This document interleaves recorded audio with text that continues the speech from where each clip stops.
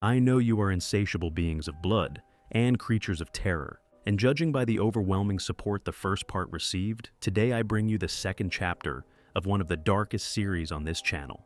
Many of the ones you'll see today were chosen by you, and some are so violent, so fundamentally alien, that they make cosmic horrors look merciful by comparison. Across fiction, we've seen empires made of living flesh, hive minds that consume entire galaxies, and species so cruel that their very existence feels like a violation of reason itself.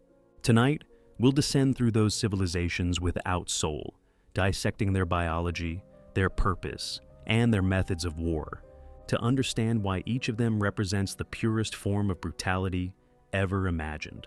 Let's begin. In the universe of all tomorrows, the story of humanity doesn't end with triumph or discovery. It ends with punishment.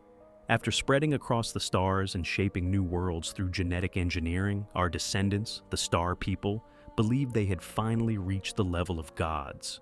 They had redefined their own biology, crafted ecosystems, and adapted to any environment.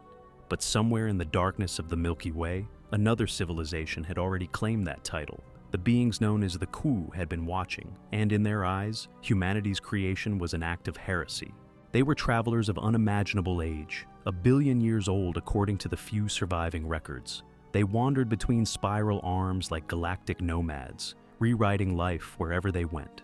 No one knows where they came from, but everything they touched bore the mark of their philosophy, a vision of perfection that erased anything imperfect. They were not conquerors in the traditional sense.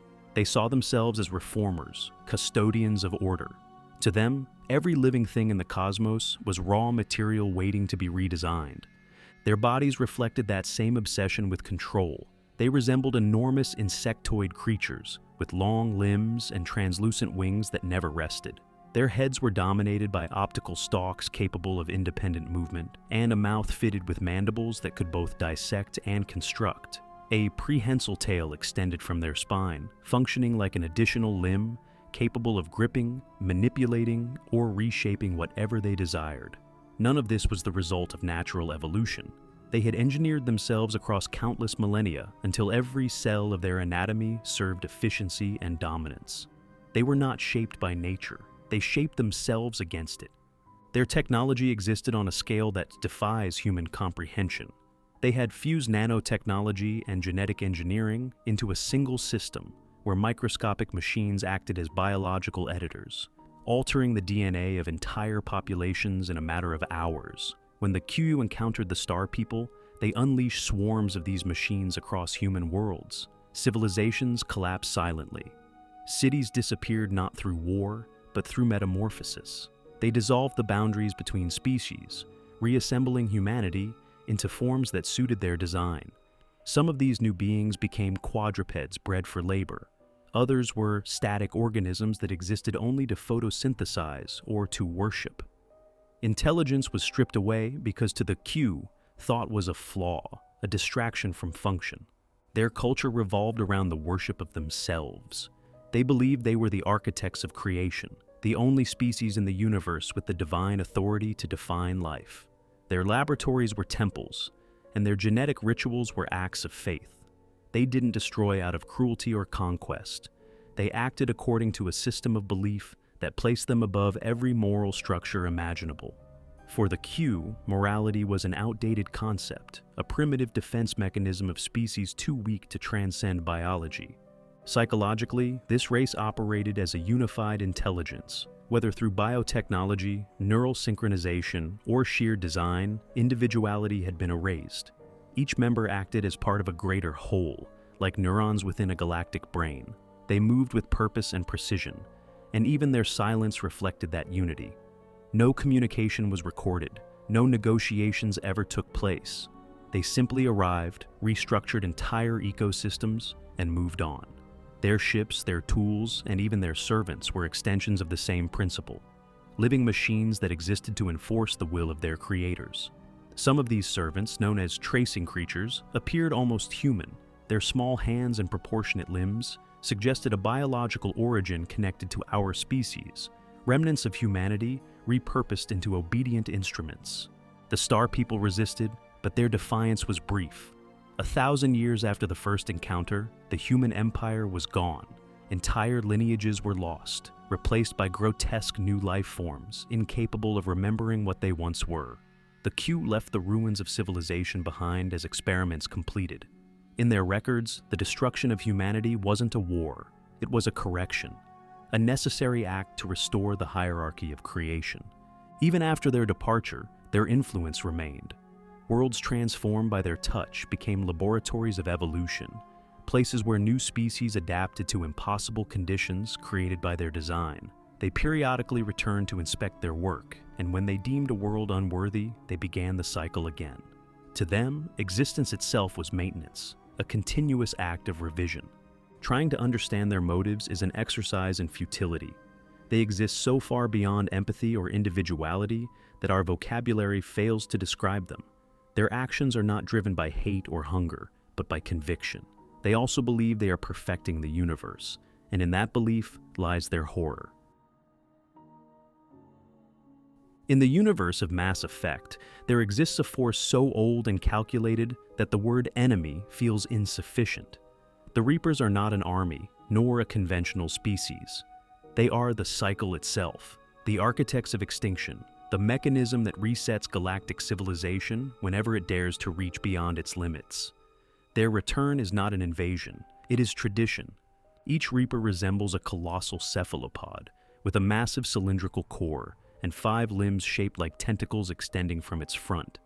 The design is unmistakable, a reflection of the ancient Leviathans, the aquatic beings who once ruled the galaxy, and, through their own hubris, gave birth to their successors. Every curve and structure of these machines mirrors the form of their creators, as if each one were a monument to the gods that shaped them. Physically, they are both terrifying and beautiful.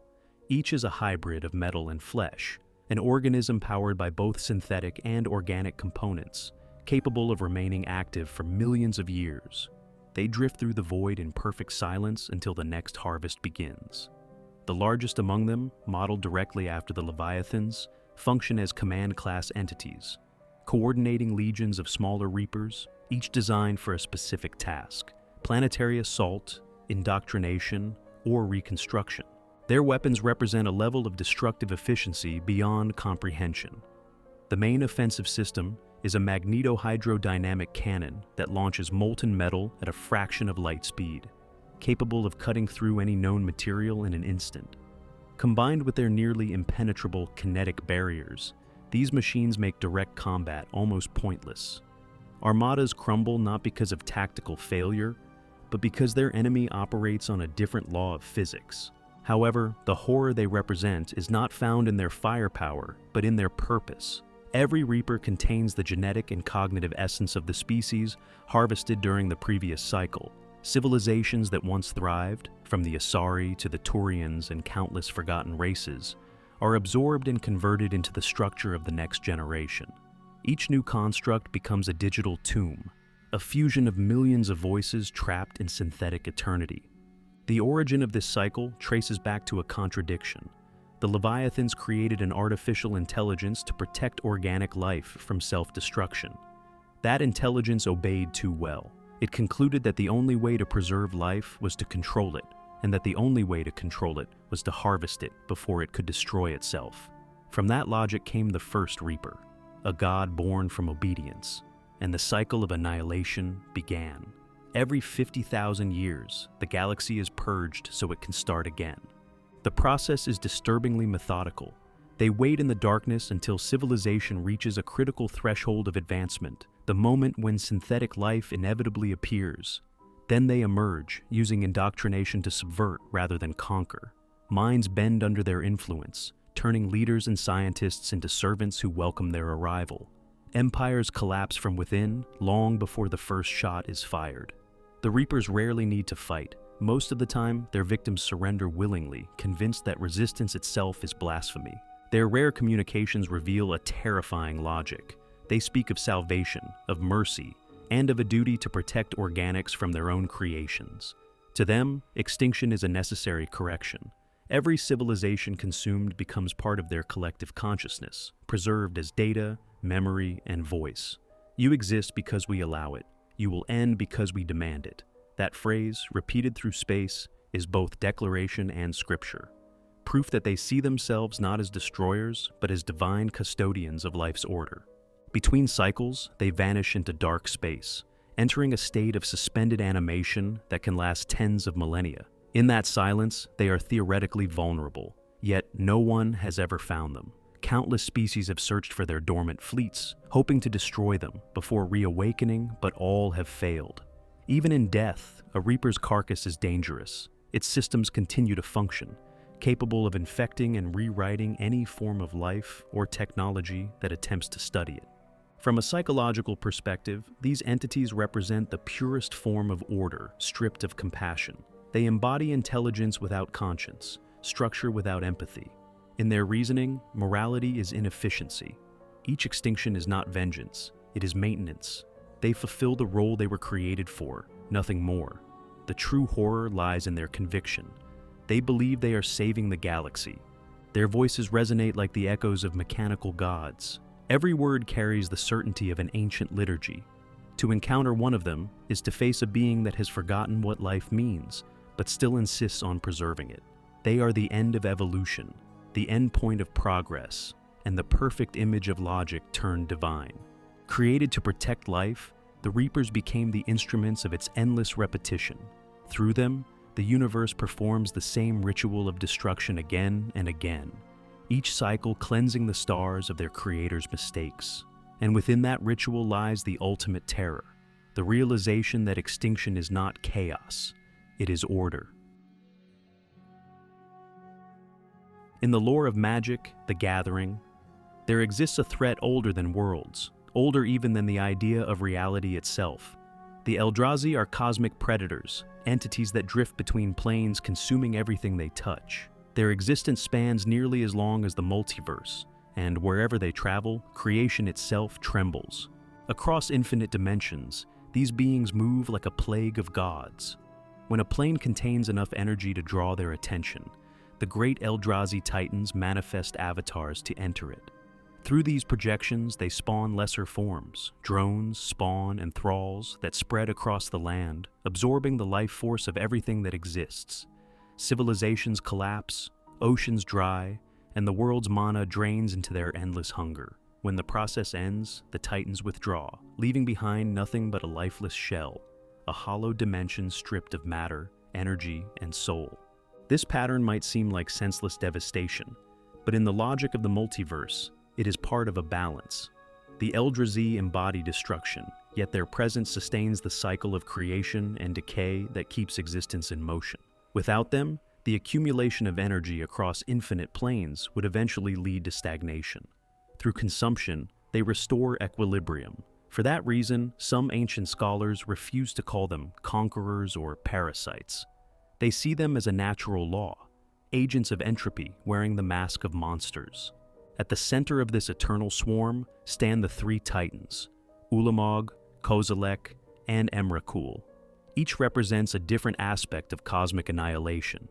Ulamog is unrelenting consumption, the physical hunger that reduces worlds to dust. Kozilek is distortion, the corruption of space and logic itself, twisting reality until meaning collapses. Emrakul is the most enigmatic of the three, a being of madness and transformation that reshapes everything she touches into a reflection of her alien design. Together, they form a trinity of destruction that transcends time, dimension, and comprehension. Their power extends beyond any concept of warfare.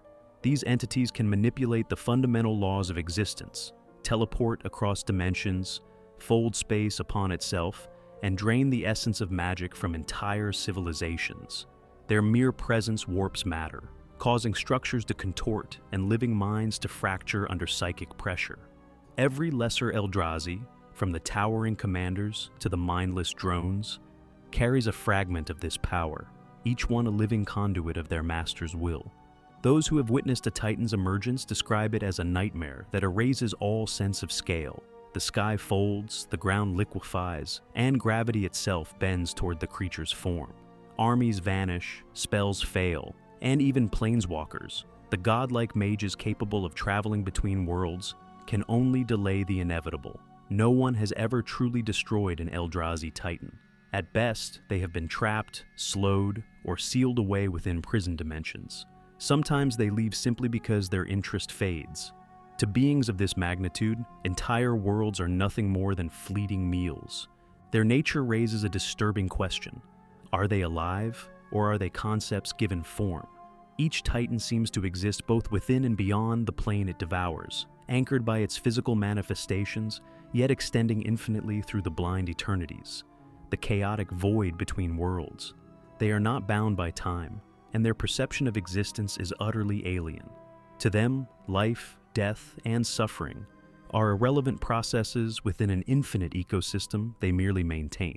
Those who study them often fall into madness, not from fear, but from realization.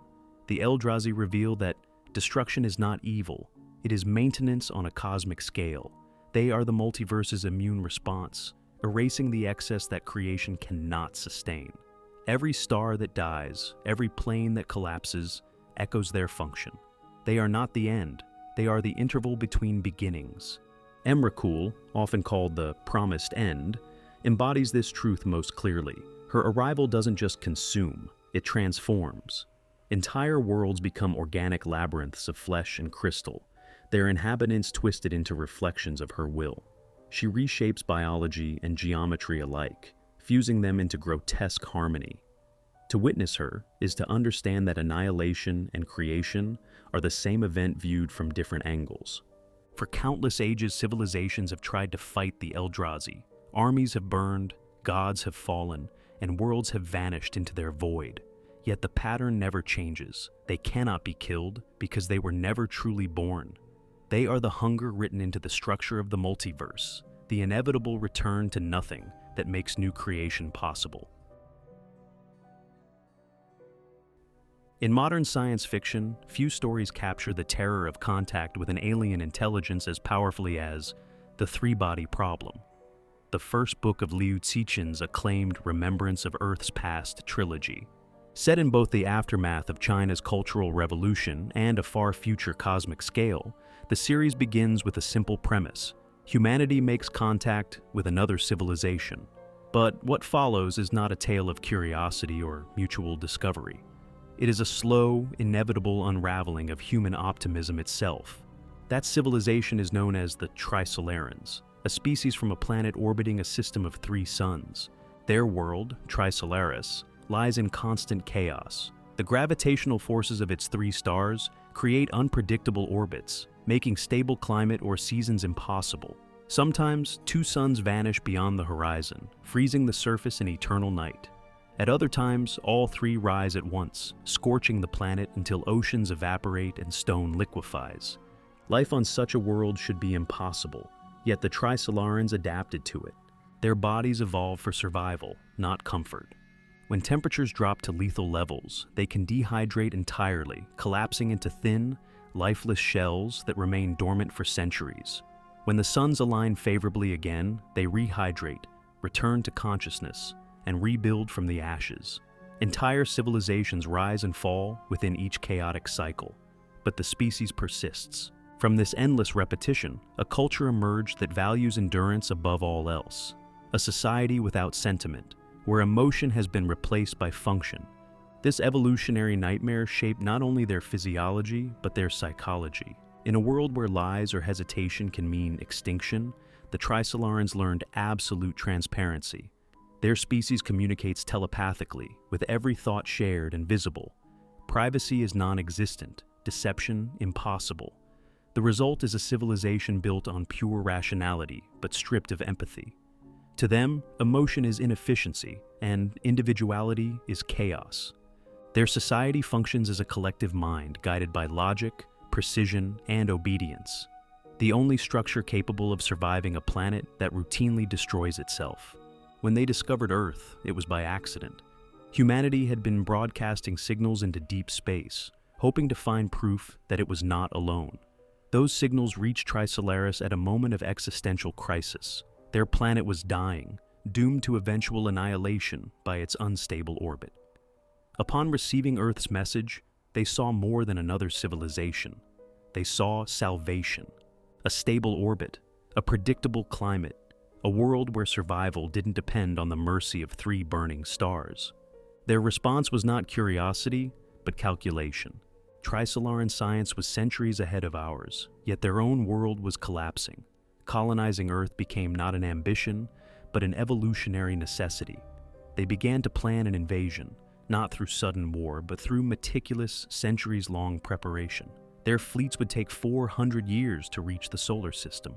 In that time, their first objective was simple: make sure humanity could not advance enough to resist them. Their weapon was elegant and terrifying. They created sophons, subatomic artificial intelligences capable of manipulating quantum fields and unfolding dimensions. Deployed to Earth, these particles infiltrated human laboratories and disrupted scientific research at the most fundamental level. Every attempt to understand advanced physics would fail inexplicably. Equations stopped working. Experiments collapsed into noise. The very laws of the universe seemed to break down. Humanity's progress was paralyzed not by war, but by sabotage invisible to the naked eye. As panic spread, division followed. Some humans, desperate, disillusioned, or nihilistic, came to see the Trisolarans as a higher order of being. They formed the Earth Trisolaris organization, a cult-like movement that welcomed the invaders, believing that surrendering to a superior species was the only path to peace. Others prepared for resistance, convinced that coexistence was impossible. The battle that followed was not only political or military, but philosophical. A conflict about what intelligence, morality, and survival actually mean in a cold universe. Despite their superiority, the Trisolarans are not gods. Their civilization is the logical extreme of fear. They exist in perpetual anxiety, shaped by chaos and destruction, unable to trust randomness or adapt to uncertainty. Their obsession with control mirrors the very instability they were born from. They can manipulate matter, intercept thoughts, and rewrite the foundations of science, but they cannot comprehend the irrational spark that drives human creativity. They understand calculation, not intuition, survival, not hope. This contrast defines the entire trilogy. The war between humans and Trisolarans becomes a reflection of 2 philosophies of existence. One side embraces chaos, emotion, and unpredictability. The other embodies order, precision, and fear of entropy. Humanity's greatest weakness, its emotional volatility, becomes its greatest weapon. The aliens' greatest strength, their logic, becomes their cage. Over time, Liu Cixin reveals that the Trisolarans are not monsters, but inevitabilities. They represent what intelligence becomes when stripped of compassion. They are the mirror image of our potential future, a civilization that has conquered every limit except its own nature. Their story exposes a brutal truth, that survival without empathy leads not to progress, but to stagnation. Within the vast mythology of Star Wars, few civilizations reach the level of horror embodied by the Yuuzhan Vong. They do not come from the films, but from the New Jedi Order novels, a series set decades after the fall of the Empire. When they arrive, the galaxy has known peace, technology has flourished, and the Jedi believe they understand the Force completely. Then, the Vong appear, and everything that defined that universe begins to rot from within. They come from outside the known galaxy, a civilization shaped by agony, religion, and war. To them, suffering is not a curse, but a sacred principle. They believe pain is the only path through which a being can evolve. Every act of mutilation, every ritual wound, is an offering to their gods, proof of devotion through torment. Their bodies are covered with scars, piercings, and living implants. What others would call deformity, they call transcendence. Their warriors enter battle half-mutilated, driven by a faith that worships destruction as creation's truest form. The origins of their fanaticism lie in a world long lost. Their home planet was once alive, not metaphorically, but literally conscious. It was a biosphere bound to the Force, a living God that provided them with power and guidance. But that bond turned to corruption. The planet was destroyed in a cataclysm that the Vong interpreted as divine punishment. In the aftermath, they were cast out, exiled from the Force itself. From that moment on, they became invisible to every Jedi. Their presence could not be sensed, their thoughts could not be read. To the Force, they were voids, living absences in the cosmic balance. The trauma of that exile defined their entire civilization. They came to see the mechanical and the synthetic as the cause of all sin. In their theology, machinery is a betrayal of life, a rejection of the sacred organic order. For this reason, their entire culture is built on biotechnology. Every weapon, every ship, every tool is alive. Their starships are bred, not built, vast organic leviathans that bleed when damaged and grow over time like coral. Their armor is made of symbiotic creatures that fuse to the flesh, feeding from their hosts and reinforcing their bodies. Their blades are living organisms, their implants are parasites. Even their cities breathe. This biotechnological nightmare is guided by a strict religious hierarchy. The Vong worship a pantheon of gods that represent pain, war, sacrifice, and birth. Their priests oversee ritual mutilations and genetic experiments, merging faith with science in ways that erase the boundary between religion and biology. To ascend in rank, one must suffer publicly. The deeper the wound, the greater the honor. Their warriors take pride not in victory, but in endurance. Death in agony is the ultimate offering. Survival without pain is a disgrace. When they first entered the galaxy, the New Republic saw them as primitive zealots, underestimating the scale of their threat. That mistake cost billions of lives. Their initial invasions crushed entire sectors. Their organic warships could adapt, self-heal, and grow stronger after each battle. Their creatures were immune to droid detection and electronic interference. Their weapons bypassed shields and burned through starships as if they were made of paper. The Jedi were powerless, literally. The Force did not sense them, could not affect them. Every duel was fought blind, and every attempt to foresee their attacks ended in failure. As they advanced, they transformed every world they conquered. Planets were reshaped into grotesque temples of living matter, covered in coral-like growths and pulsing flesh. Cities became hives, skies filled with spore clouds, and oceans turned into gestating vats for new bioweapons. To the Vong, this was not destruction. It was purification. Each planet converted was a step toward fulfilling what they called the path of Yuuzhan, the will of their creator god, who demanded that all life submit to the organic order. Physically, they resemble humans, tall, muscular, hairless, with distorted facial features. But their appearance is the result of generations of genetic tampering. Each individual's body is a canvas of devotion, tattooed, carved, and altered to reflect their social rank. Their nerve endings are hypersensitive by design, so every touch becomes a reminder of faith through pain. To address one of them by the wrong name or omit a title is a grave insult. The word Vong alone, detached from their full name, is considered blasphemous. What makes them so terrifying is not just their brutality, but their purpose. The Yuuzhan Vong see themselves as liberators of existence, purging artificial life to restore purity to the universe. They are not conquerors in the traditional sense. They are missionaries of suffering. To them, war is a form of worship. Every battle, every death is a hymn sung in flesh and blood. In the universe of magic, the Gathering, the Phyrexians are the closest thing to perfection and to extinction. They were created by Yawgmoth, a brilliant and obsessive artificer who sought to eliminate the weakness of flesh by merging it with machine. What he built instead was an infection. Phyrexia became a living world of metal and oil, a layered biomechanical hell where everything breathes, bleeds, and obeys. Each Phyrexian is a fusion of biology and engineering. They reshape every organism they touch, stripping it of identity and rebuilding it as part of a single living system. The process is called completion. To be completed is to lose selfhood and become function, one cell in a body that spans planes and dimensions. They don't conquer by force, they spread like cancer.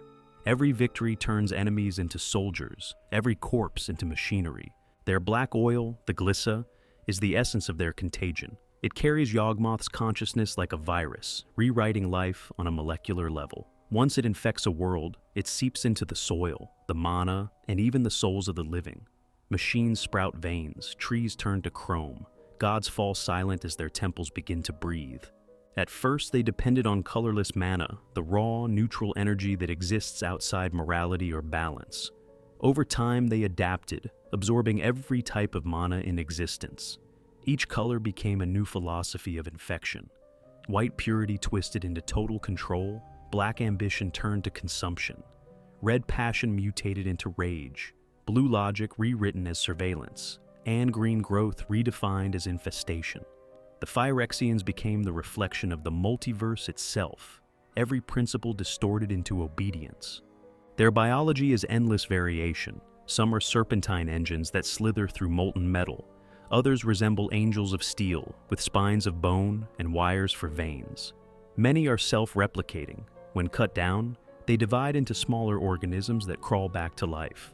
Others are enormous constructs fused with once-living gods. They evolve in combat, adapting to heat, magic, and weapons in real time. To destroy one completely often means erasing every molecule it ever touched. To fight them is to fight entropy itself. When they invade a plane, the only reliable solution is annihilation. Burn the forests, collapse the continents, erase the mana that sustains the world. Anything less guarantees infection. Their logic is terrifyingly simple. If all life is imperfect, then only through assimilation can perfection be achieved. Within Phyrexia, hierarchy is absolute.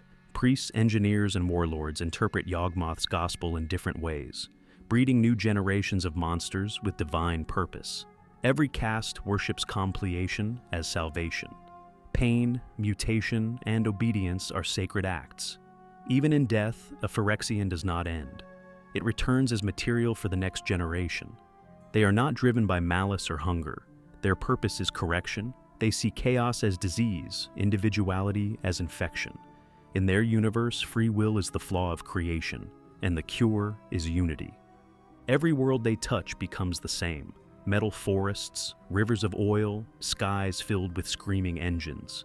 And when silence finally falls, one phrase remains, whispered by 1,000 mechanical mouths moving in unison, all will be one. Well guys, that's all for today.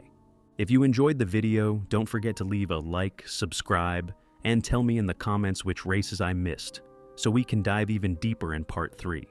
See you in the next one.